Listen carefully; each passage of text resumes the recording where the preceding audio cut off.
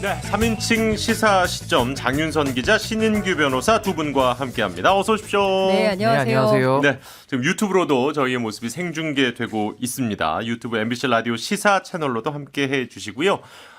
느린삼님께서 아니 허하나가 왜 하셨고, 박도리님도 표창호님 어디 가시고 하셨는데 오늘 재판 일정 때문에 하루는 제가 진행을 오늘 맡게 됐습니다.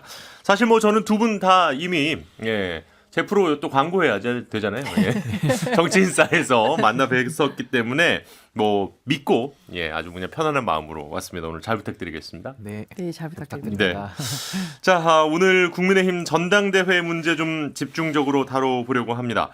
윤석열 대통령의 이른바 관저 정치 이후에 이 여당의 전당대회 일정, 그리고 또 당대표 자격론이 동시에 나오면서 국민의힘에 여러 이야기가 나오고 있습니다. 사실 이제 네 분의 부부, 소위 말하는 이제 윤핵관으로 불리는 이 국민의힘 의원 내외를 초대를 해서 관저에서 식사를 하지 않았습니까? 네. 그리고 나서 이제 또 비대위 사람들을 만났단 말이에요. 그러면서 얘기가 많았는데 일단 이것에 대해서만 간단한 두 분의 견해부터 듣고 가겠습니다. 신 변호사. 예, 뭐 저는 사실 뭐 소통을 확대하겠다라는 차원에서 뭐 관저 정치를 시작했다면은 긍정적으로 보지만은요, 소통이라는 것은 조금 자기와 말 잘 통하는 사람보다는 오히려 상대방, 또 평소에 말이 좀 안 통했던 분들하고 더 긴밀하게 소통하는 것이 진정한 의미의 소통일 것이기 때문에 지금의 관저 정치를 좀 더 확대해 나가셨으면 하는 바람이 있습니다.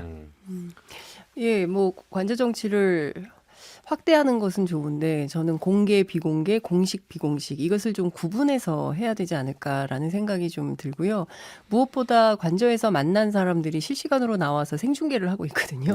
그래서 누가 언제 만났는지 날짜별로 자꾸 계산을 하게 돼요. 그래서 그에 앞서서 누구, 그에 앞서서 누구 뭐 이런 거를 보게 되는데, 결과적으로 보면 윤 대통령이 누구에게 관심이 있는지, 그리고 윤심을 중심으로 해서 줄 세우기 정치가 본격화되고 있는 것이다. 이것은 매우 심각한 문제라고 생각하고요. 기본적으로 대한민국의 민주정당 질서를 교란시키는 행위라고 생각을 합니다. 사실 이런 거 우리 다 졸업했거든요. 졸업하고 이제 더 이상 없어졌다고 저는 생각을 했었습니다. 네. 그러니까 이게 다시 총재 시절로 돌아간 겁니다. 대통령과 총재를 겸직하면서 대통령이 원하는 방식으로 정당을 줄 세우고 오더 때리고 그 오더에 맞게 움직이게 일사불란한 무슨 약간 군사조직처럼 만들려고 하는 것인데요. 국민의힘을 이렇게 만들려고 할 때 왜 국민의힘은 가만히 있을까? 저는 그것도 좀 이해가 안 됩니다. 일부 가만히 안 있는 사람들이 있긴 한데 목소리가 좀 작아서. 네, 그렇습니다. 신 변호사님 국바세를 통해서 좀 움직임을 본격화. 네, 더 열심히 하겠습니다. 사실 이제 두 분 다 말씀하신 것 중에 아직 이제 야당 쪽은 아예 만난 적이 없다 보니까 더 좀 이런 얘기가 나오는 것 같긴 한데요. 그와 관련해서 어쨌든 지금 전당대회 당대표 후보로 누가 나올 것이며 누가 될 것이냐도 계속해서 관심입니다. 한동훈 장관 차출론이 최근에 핫 이슈였는데 대통령이 직접 불쾌감을 드러냈고, 한 장관도 오늘 장관으로서 역할에 최선을 다하겠다고 단호히 말씀드린다. 일단 이렇게 되면은 뭐 한동훈 장관은 안 나온다고 보면 됩니까? 그러니까 저는 이제 어제 사실은 한동훈 장관에 대한 그 추측들, 예를 들면 그 주호영 원내대표의 발언을 통해서 이건 한동훈 장관을 지칭하는 것이다, 이런 식으로 하면서 논란이 나왔는데, 대통령실에서는 일단 좀 선을 걷고요. 또 오늘 아침에 한동훈 장관은 이제 뭐 별 생각이 없다 이렇게 얘기를 했는데, 사실 뭐 정치는 생물이다 이렇게 얘기하지 않습니까? 네. 그러니까 정치인들의 말이 그렇게 신뢰가 있지는 않아요. 그래서 저는 사실상 이제 한동훈 장관 띄우기가 저는 오히려 더 시작됐다라고 저는 보여집니다. 저는 이게 지금 전당대회가 간단치 않게 흘러가고 있거든요. 그러니까 그렇죠. 사실 당을 그냥 자연 그대로 놔뒀으면 아무 문제 없을 일이고, 이준석 대표가 아마 임기가 되어 있으면 아마 지금 비슷한 시점에 했을 겁니다. 그랬으면 아무 문제가 없는데, 이것을 기존 지도부를 무너뜨리고 또 비대위를 한 번, 두 번까지 했고, 그러고 나서 전당대회를 하는데, 이 전당대회조차도 뭐 공천 때문에 그렇겠죠. 다 모두가 아는 사실인데 아마 그 유리한 당대표를 세우려다 보니까 지금 모두가 다 비전과 가치를 말하는 것이 아니라 윤심이 내게 있다, 다 이거 경쟁을 하고 있거든요. 근데 윤심이 여러 명한테 동시에 갈 수는 없지 않겠습니까? 그래서 이런 식으로 참 어떻게 보면은 후진적이고 조금 더 이렇게 수준이 떨어지는 상태에서 지금 경쟁을 하는 것이기 때문에, 저는 만약에 이제 이런 상황에서도 그래도 당권을 놓치지 않아야겠다 그러면 전 가장 확실한 카드를 내보내야 될 거라고 추측을 합니다. 그렇다면 아마 한동훈 장관을 생각하지 않을 수 없고 또 하나는 총선을 치러야 되거든요. 근데 주호영 대표의 그 말씀이 일부 맞아요. 지금 거론되는 분들로는 조금 어렵다라는 예. 그게 중론입니다. 그래서 저는 한동훈 장관 카드를 쉽게 버리기는 어려울 것이다. 저는 이렇게 예상을 합니다. 네. 본인이 이렇게 강하게 부인을 했는데 또 이런 의견을 일단 주셨고요. 정치는 네. 생물이니까요. 그렇죠. 그러니까 저도 좀 비슷한 견해를 갖고 있는데요. 우선 이제 성에 안 찬다라는 표현이 나돌기 꽤 오래됐습니다. 네네. 몇 달 전부터 여의도 정치권에 윤석열 대통령이 보기에 국민의힘 차기 당권 주자 가운데 딱히 마음에 들어하는 분이 없는 것 같다. 마음을 못 정하고 있다더라라는 얘기가 많이 돌았어요. 그리고 나서 주호영 대표가 성에 안 찬다라는 얘기를 했고 예. 그리고 주호영 대표가 잘 아시는 것처럼 대구 분이거든요. 그렇죠. 그런데 그동안 한 번도 나오지 않았던 MZ세대 그리고 수도권 경쟁력을 이야기하기 시작합니다. 좀 낯설죠. 왜냐하면 국민의힘은 기본적으로 영남 지역당이고 대구 TK를 기반으로 해서 대세를 그러니까 확장하는 방식의 정치를 계속 해왔고 예. 무슨 어려운 일이 있을 때마다 대구에 가서 이제 뭐 좀 약간 우리들을 지지해 주세요라고 네네네. 막 읍소하는 전략을 많이 써왔는데 난데없이 이제 수도권과 MZ 세대를 이야기를 한다는 거죠. 앞서 말씀하신 대로 이준석 대표를 그냥 놔뒀으면 아무런 문제가 없었고 뭐 중도 확장 전략을 어떻게 더 할 것이냐라는 방식으로 갔을 텐데 인위적으로 당을 막 바꾸려고 하는 과정에서 돌고 돌아서 다시 또 MZ 세대 얘기가 네네. 젊은층 그리고 중도 그리고 수도권 어떻게 잡을 건지 이 얘기를 하는 것이거든요. 그 얘기는 결과적으로 보면 아무리 무엇을 해도 대통령의 지지율이 30%를 넘지 않기 때문에 그렇습니다. 예. 그러니까 뭐라도 하려면 최소 40%에서 50%에 육박을 해야 개혁 과제도 물어붙이고 뭐도 할 수 있는데 그걸 할 수 있는 기반이 안 생기는 거예요. 그러니까 또 다시 6월 원래는 이제 정진석 비대위가 6월 정도에 새로운 그 지도부를 출범시키겠다고 얘기를 했는데 그걸 땡겨서 예. 무조건 2월, 3월, 그러니까 3월을 넘기면 안 된다라는 입장을 분명하게 피력을 하고 있는 거 아닙니까?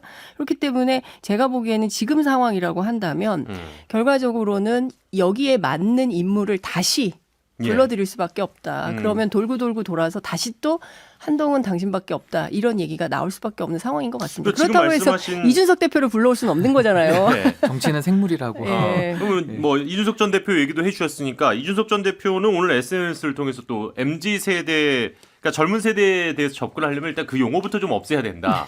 그러니까 왜냐하면 이게 이제 밀레니엄 세대부터 거기까지 가면 저도 포함이 되거든요. 아, 그래요? 저와 20대가 포함이 되는 거면 사실 어떻게 갖기가 어렵지 않습니까? 너무 이제 폭이 넓다 보니까 또 그런 얘기를 한 것 같은데 이준석 전 대표의 이야기는 또 어떻게 보셨는지도 궁금합니다. 근데 저는 뭐 이 부분에 대해서 크게 의미 부여할 건 없다고 보는 게요. 예. 이준석 대표 말이 맞죠. 그러니까 사실은 그 MZ 세대라는 그런 그 묶음, 그 어떻게 보면 사회적 규정인데 사실 요즘 젊은 세대들에 대해서는 사실 그게 잘 묶여지는 세대는 아니거든요. 그렇죠. 그러니까 저만 해도 뭐 MZ에는 들어갑니다만 전 스스로 뭐 MZ라고 부르고 다니진 않습니다. 네네네네. 근데 보면은 제 생각에는 뭐 초등학교 정도 같이 다닌 터울 한 6년 정도 되면 같은 세대라고 볼 수 있어요. 뭐 좋아했던 가수도 같고 얘기하면 서로 이 공감대가 형성이 되는데 이렇게 뭐 20년 이상을 이렇게 한 세대로 묶어버리면은 맞아요.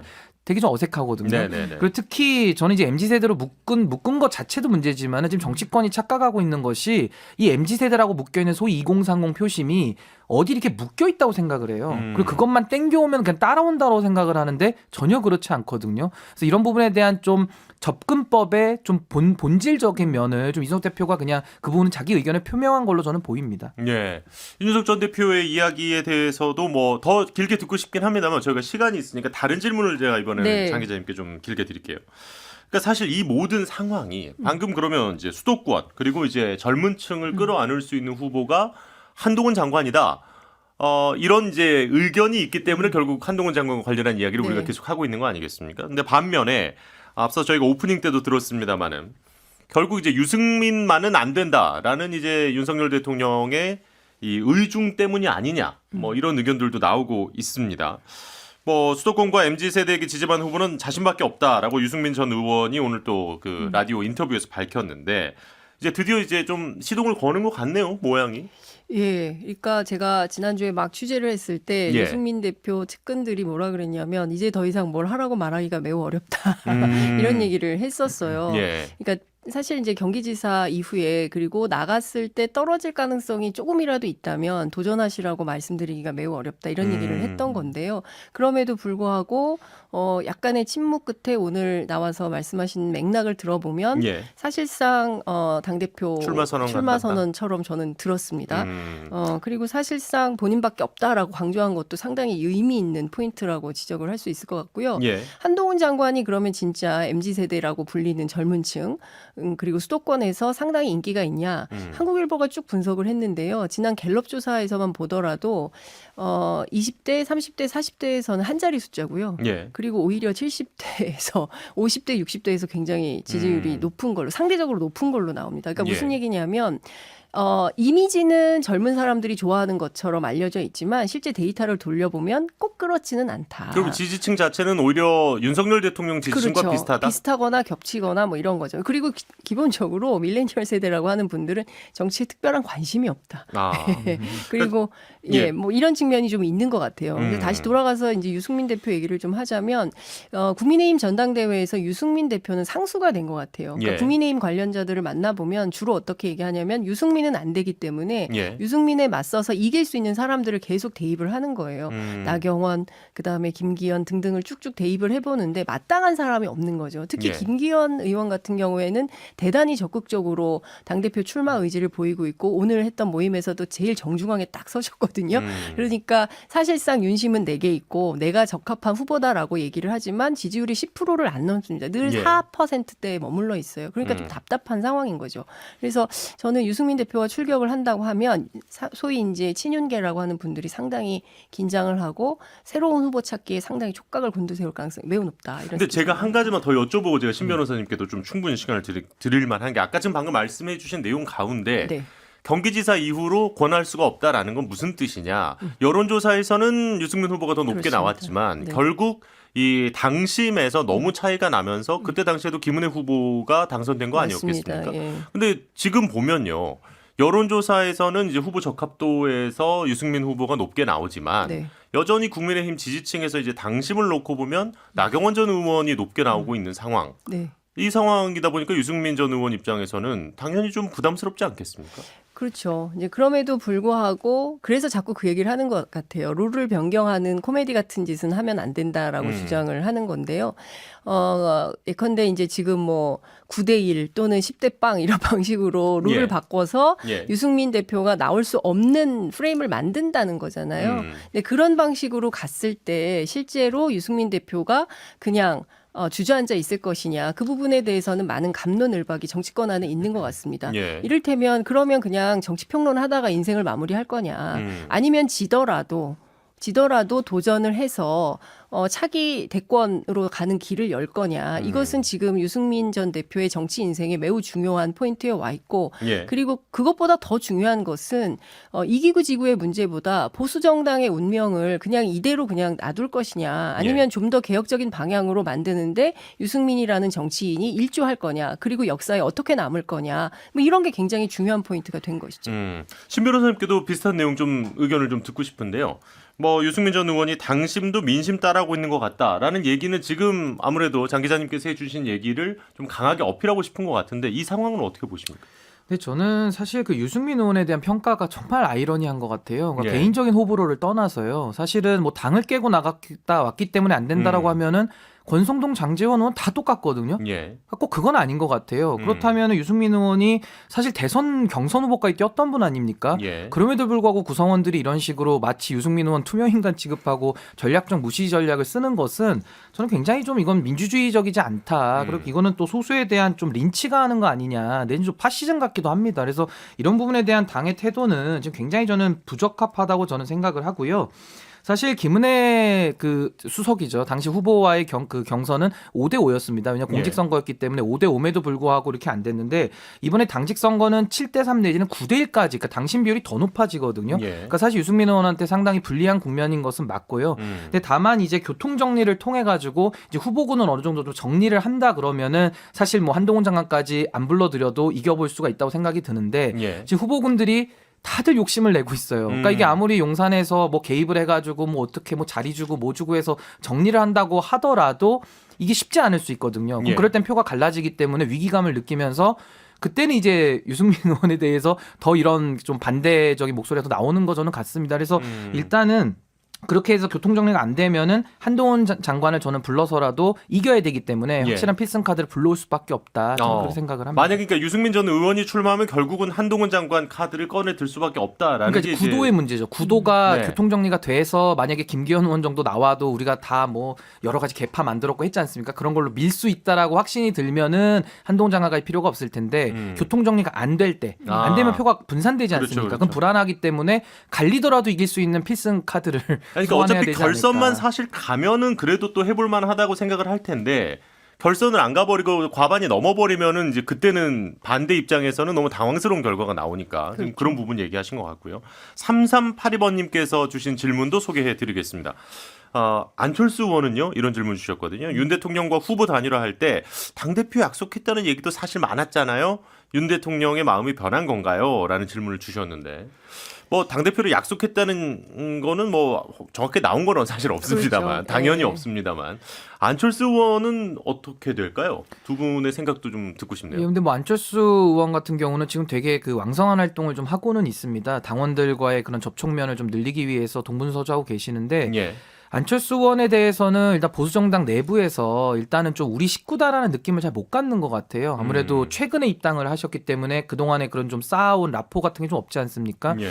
그리고 또 하나는 이제 안철수 이제 의원 같은 경우가 그런 좀 선거를 여러 번 나왔기 때문에 좀 이미지가 많이 소진된 것도 좀 있어요. 그래서 제가 봤을 때는 평이하게 가더라도 그렇게 지금 당권을 쥐어잡을 만큼의 그런 활약을 많이 보여주시지는 못한 것 같아서 저는 큰 변수가 되지는 못할 것이다. 저는 이렇게 그래요? 봅니다. 장 기자님은 어떻게 보세요? 안철수 캠프에서는 그렇게 보지 않습니다. 당연히 그렇겠죠. 예, 예. 네, 그리고 한동훈 장관이 나왔으면 좋겠다 이런 얘기도 하고 있습니다. 그래서 그러면 안철수 의원이 오히려 경쟁력이 오히려 있다고 판단하고 경쟁력이 있나요? 있다. 그러니까 뭐냐면 그 윤심과 좀 다르게 그 국민의힘이란 정당이 굉장히 낡고 오래됐고 뭔가 새로운 게 없고 뭐 이런데 한동훈 장관과 그리고 본인이 나서면 미래 비전을 가지고 논의해 볼 수 있는 새로운 기회가 생기지 않겠냐라고 전망을 하고 있는데요. 이제 앞서 말씀 주신 대로 친윤계나 그리고 반윤 이쪽에서는 전혀 그렇게 보지 않고 있는 시각이 있는 것이고요. 근데 안철수 대표 스스로는 이번에 반드시 도전한다는 생각이고요. 그리고 본인이 내세우는 중도 전략이 전대에서도 상당히 먹힐 거라고 기대를 하고 있는 것 같습니다. 오늘 지금 이제 두 분 해주신 얘기를 좀 쭉 종합해 보면 게다가 이제 유승민 전 의원의 이 오늘 멘트들을 들어보면 일단 유승민, 안철수 두 분의 정치인들은 거의 이제 당권 도전을 선언한 것 같은 느낌인데 앞으로 이제 계속 나올 당권 도전 의사를 명확히 밝히시는 분들과 함께 또 이야기를 나눠보면 재밌을 것 같네요. 예. 그렇다 보니까 이제 이 이야기, 이 논의가 시작된 이유가 의외로 간단합니다. 과연 친윤계 그리고 이 대통령실의 의견을 얼마나 국민의힘이 그대로 가느냐 이런 지점일 텐데 약간은 이제 세력화도 본격화되는 것 같습니다. 공부 모임 국민 공감에 71명의 의원들이 참석을 했습니다. 최대 개파 모임 같은데요. 일단 뭐 이게 정치적 모임은 아니다. 뭐 이렇게 주장을 하고 있습니다만 그걸 뭐 고지고대로 믿는 분들은 많지 않은 것 같습니다. 친윤계 90 역할을 할 거다. 뭐 이런 얘기도 나오는데 두 분 여기까지 좀 얘기를 듣겠습니다. 어떻게 생각하시나요? 전체 국민의힘 115명 가운데 네네. 71명이니까 최소한 60% 이상이 이제 그렇죠. 한 모임에 모인 거고요. 공부 모임이라고 하는데 70명씩 모여서 무슨 공부를 하겠습니까? 공부는 혼자 하는 거죠. 그러니까 네. 제가 보기에 그건 아니고요. 명백한 친윤 모임이 될 것 같고요. 거기에 끼지 못한 분들은 상당한 소외감이 있을 것 같고 거기 사실상 이제 전대 준비를 본격화하는 모임이 될 거라고 저는 전망을 해봅니다. 예. 사실 그 전에 이제 장재원 의원이 한번 시도를 했었다가 네, 안 됐었죠. 약간 이게 조금 너무 그렇게 모이는 그때 거 아니냐. 권성동 대표가 반대했었죠. 예, 네. 그런 의견이 있어서 또 이게 안 됐는데 결국은 이런 모임이 생겼습니다. 근데 이게 정치인들이 좀 착각하는 것 같은데요. 국민들이 이걸 모를 것이다. 이 의도를 어떻게 좀 얘기해도 통할 것이다 생각하는데 그렇게 통하지 않거든요. 아무리 순수한 공부 모임이라고 얘기를 해도 정치행위 하시는 분들이 순수한 게 어디 있으며 공부한다고 하면 공부 과목은 정해놓고 공부해야 되지 않겠습니까? 오늘 무슨 주제로 하나 봤더니 자유민주주의에 대해서 길을 묻고 있더라고요. 그러니까 국민의힘이 그동안 자유민주주의를 잘 못 지켰기 때문에 그 내용을 좀 파악하는 건지는 모르겠습니다만은 이게 공부라는 거를 명목에 걸어놓고 결국은 세력화해가지고 그 세력이 한번 전당대회 때 힘을 해보겠다는 것은 저는 국민들이 다 이미 알고 있다. 그래서 저는 이건 매우 부적절한 모임이 될 것이다. 저는 그렇게 봅니다. 네. 알겠습니다. 자, 이렇게 또 두 분과 함께 오늘 있었던 여러 뜨거운 현안들, 특히 이제 이 국민의힘의 전당대회 관련해서는 총선이 걸려 있기 때문에 그렇죠. 예, 더 많은 관심을 가질 수밖에 없는 상황인 것 같은데요. 두 분의 이야기 들어봤습니다. 이거 약간 너무 정치인싸 같은다 이런 생각도 살짝 들었습니다만은 예, 3인칭 시사 시점 지금까지 장윤선 기자 그리고 신인규 변호사 함께 해주셨습니다. 고맙습니다. 감사합니다. 네, 감사합니다. 평일 저녁 6시 5분에 여러분을 찾아갑니다. MBC 라디오 표창원의 뉴스 하이킥.